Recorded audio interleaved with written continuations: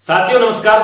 साथियों अपने जो ज्योग्राफी क्लासें चल रही थी उन ज्योग्राफी क्लासों के अंदर आज हम एक नेक्स्ट ज्योग्राफी टॉपिक लेके आए। वो टॉपिक्स कुछ ऐसे एग्जाम है जिनके पूछा गया है, लेकिन अगर नहीं पूछा जाए, अगर कोई ऐसा एग्जाम जिनके पूछा जा सकता है तो आज तक चलो ना पूछा गया, लेकिन आने वाले एग्जामों के इससे क्वेश्चन बन सकते हैं। तो आज ऐसा टॉपिक मैंने ज्योग्राफी में कोई ऐसा टॉपिक छोड़ेंगे नहीं जिनसे क्या आपको ऐसे कोई शंका रहे कि गुरुजी ये टॉपिक इससे क्वेश्चन आ गया, तो ऐसा कोई भी टॉपिक हम नहीं छोड़ेंगे। बात आती है कि हमने भारतीय भौतिक प्रदेश पढ़ रहे थे। भारतीय भौतिक प्रदेश के अंदर हम जो चौथा भौतिक प्रदेश है उस चौथे भौतिक प्रदेश के अंदर हमने चर्चा की थी तटीय प्रदेशों की।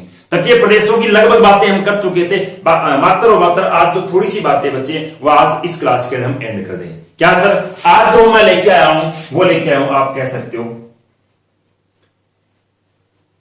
तटीय सीमा से लेकर। आज जो बातें करेंगे वो किससे करेंगे? तटीय सीमाओं से लेकर करेंगे, या फिर इसे क्या कह सकते हो? जलीय सीमा।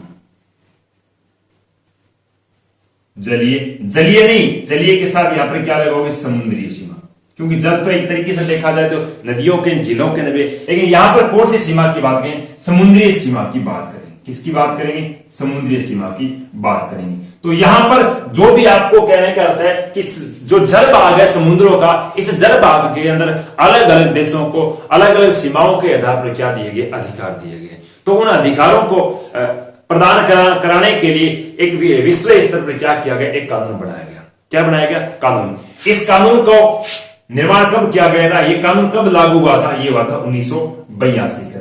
कहने का 1982 के अंदर एक कानून बना, उसे क्या कहा गया? समुद्री कानून या फिर जलीय सीमा कानून कहा गया। इस कानून के तहत प्रत्येक देश को जल भाग के अंदर अलग अलग क्या दिए गए? अधिकार प्रदान किए गए। तो इसी आधार पर हम देखेंगे कि इस 1982 के समुद्री कानून के आधार पर भारत के कौन कौन सी सीमाएं हैं और उन सीमाओं को किस किस नाम से पुकारा जाता है, किस सीमा तक राज्यों का अधिकार है और किस सीमा तक केंद्र को अधिकार है। इस प्रकार की चर्चा आज हम इस क्लास के अंदर करेंगे। दूसरी बात आपको थोड़ा सा एक इंपोर्टेंट के रूप में बता दूं, जो जलीय सीमा है इस सीमा का निर्धारण किया जाता है किसके तहत? जो लंबाई मापी जाती है वो किस इकाई में मापी जाती है? वो मापी जाती है नॉटिकल मील के अंदर। किसके अंदर? नॉटिकल मील के अंदर जलीय सीमा का क्या की जाती है?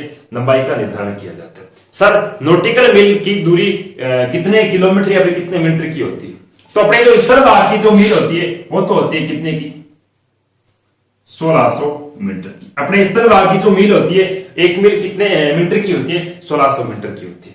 लेकिन जो जलीय मील होती है या फिर जिसे आप क्या कह सकते हो नॉटिकल मील होती है, ये होती है अपने स्थलीय मील की कितनी? 1.8 होती है।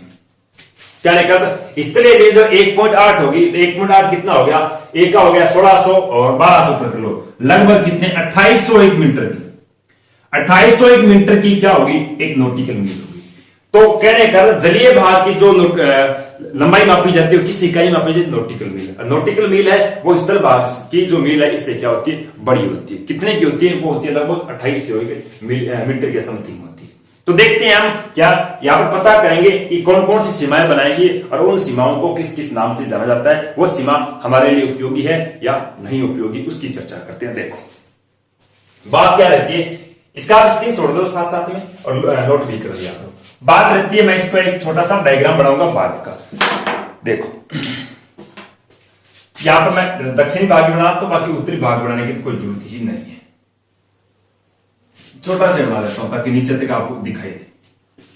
ये बात का क्या है? दक्षिणी भाग। इस दक्षिणी भाग के अंदर देखेंगे तो सबसे पहले जो 1982 के जो कानून बना था, इस कानून के तहत सबसे पहले एक शर्त रखी गई थी कि जो भी तटीय देश है, कहने का जो भी समुद्र के किनारे पर या समुद्र के तट पर स्थित देश है, उन देशों की जो तटीय सीमा है, इस तटीय सीमा को क्या की जाए? सीधी की जाए। ऐसा नहीं वहां पर ट्रॉलियों से मिट्टी गिराकर सीधी कर दी, नहीं। कहा कि जो बीच में से क्या है, कहीं पर क्या है अंदर घुसी हुई है, कहीं पर बाहर निकली हुई है, तो अलग अलग जगह से आपको तो अलग अलग इसकी क्या आएगी? अलग अलग सीमा निर्धारण। लेकिन हमें क्या है? जल भाग में सीमा को कैसे रहनी चाहिए? एकदम सीधी रहनी चाहिए। तो इन्होंने क्या कर दिया? जो तटीय सीमा थी इस सीमा को क्या कर दिया? इस प्रकार से सीधा कर दिया पूरा यहां तक। और कहां से? जीरो से लेकर, मतलब यहां से लेकर कितने गुरुजी? 12 नॉटिकल मील दोनों तरफ। कितने? जीरो से लेकर 12 नॉटिकल मील। जीरो से 12 नॉटिकल मील तक एक सीमा का निर्धारण किया गया। उस सीमा को क्या कहा गया? उस सीमा को कहा गया प्रादेशिक सीमा। क्या कहा गया? प्रादेशिक सीमा।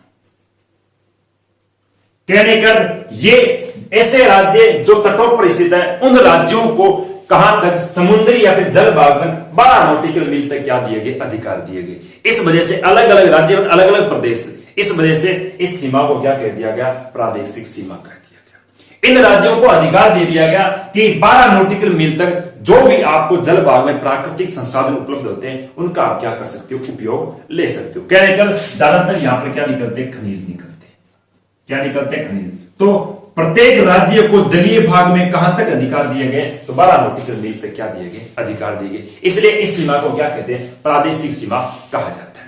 अगली बात करते हैं इसके बाद में, तो दूसरी कहां से गुरुजी, 12 से लेकर कितने, 12 से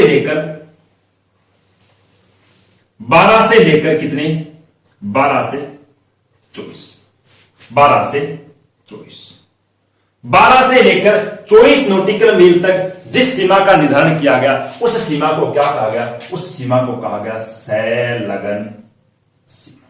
क्या कहा गया, संलग्न सीमा, या फिर इसे क्या कह सकते हो, इसे कह सकते हो मत्स्य सीमा या मत्स्य क्षेत्र भी कह सकते हैं इसे। क्या कह सकते हो, मत्स्य क्षेत्र। क्यों, क्योंकि इस सीमा तक 24 से 12 के बीच का जो क्षेत्र है यहां पर अधिकार रहता है किसका, केंद्र का। केंद्र, यहां पर राज्यों का कोई अधिकार नहीं रहता, यहां पर केवल और केवल किसका अधिकार होता है, केंद्र। केंद्र चाहे तो राज्यों को अधिकार दे सकता है कि आप यहां पर जो प्राकृतिक संसाधन निकलते हैं इनका उपयोग कर सकते हो, लेकिन केंद्र ना चाहे तो राज्य यहां पर किसी भी प्राकृतिक संसाधन का उपयोग नहीं कर सकते।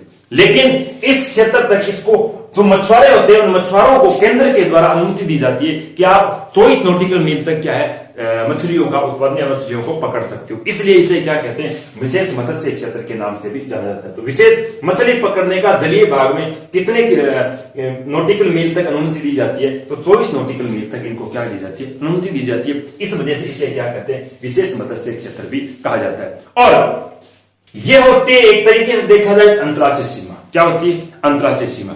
इस वजह से इस सीमा को पार करके कोई विदेशी जहाज या फिर विदेशी कोई भी यातायात का साधन जो इस सीमा को पार करके भारतीय जलीय भाग में आता है तो उसे सबसे पहले क्या देना पड़ता है, तो इस सीमा का शुल्क देना पड़ता है। क्या देना पड़ता है, शुल्क देना पड़ता है। इस वजह से इसे आप अंतर्राष्ट्रीय सीमा भी कह सकते हो। कहने का तीसरा इसका नाम क्या हो गया, अंतर्राष्ट्रीय सीमा।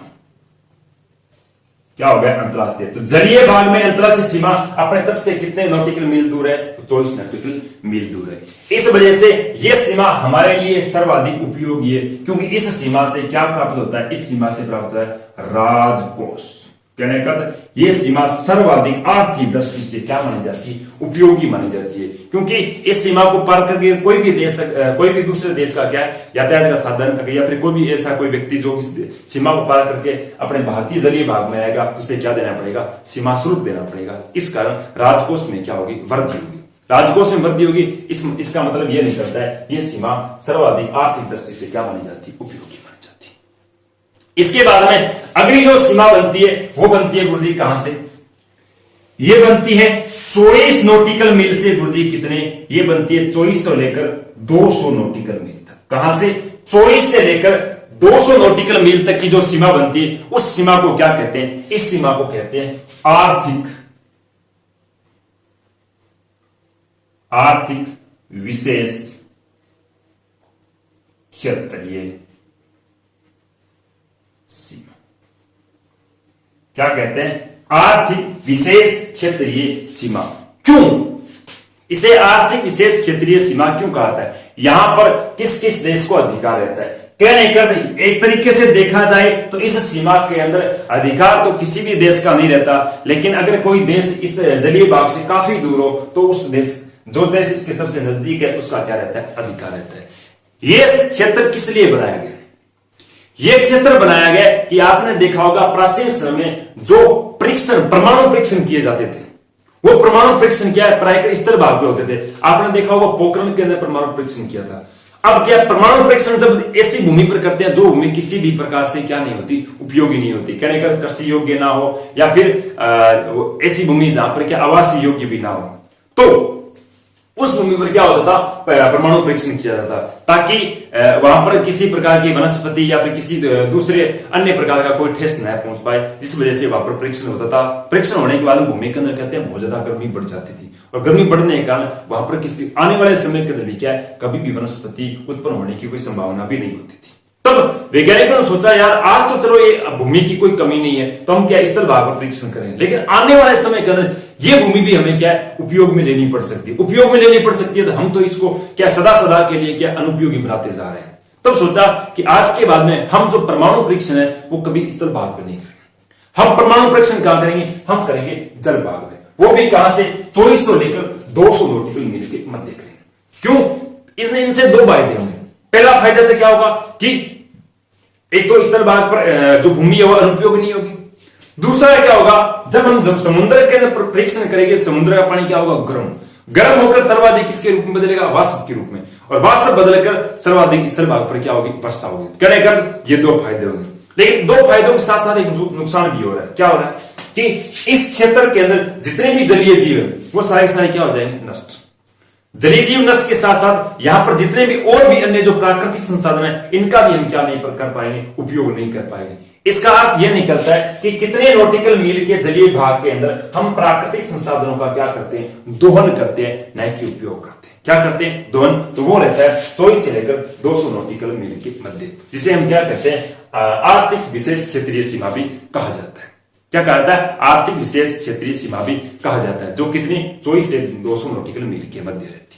इसके बाद में जो समुद्र रहता है, इस पूरे समुद्र को 200 के नॉटिकल के बाद में इस समुद्र को क्या कहा जाता है, इसे कहते हैं खुला समुद्र। क्या कहा जाता है, खुला समुद्र, या फिर कहते हैं ओपन समुद्र के नाम से भी जाना जाता है। तो ये थी आपके सामने तीन जो जलीय सीमाएं बनाई हमने। पहली सीमा जिसको हमने क्या कहा, प्रादेशिक सीमा, जो कितनी रहती है 0 से 12 नॉटिकल मील के मध्य। 12 से 24 नॉटिकल के मील के मध्य सीमा होती है, उसे हम क्या कहते हैं, सालगन सीमा, या फिर मत्स्य क्षेत्रीय सीमा, या फिर इसे क्या कहते हैं, अंतर्राष्ट्रीय सीमा के नाम से भी जाना जाता है। तीसरी सीमा है वो 24 से लेकर 200 नॉटिकल मील के मध्य होती है, उसे हम क्या कहते हैं, आर्थिक विशेष क्षेत्रीय सीमा के नाम से भी जाना जाता है। ये आपकी कितनी 3 सीमाएं थी जो तटीय प्रदेशों के साथ मैं आपको नहीं बताया, और आज आपको इस टॉपिक को क्या कर दिया, पूरा कर दिया। तो आज के लिए इतना ही, नेक्स्ट क्लास हम अगले दिन लेके आएंगे।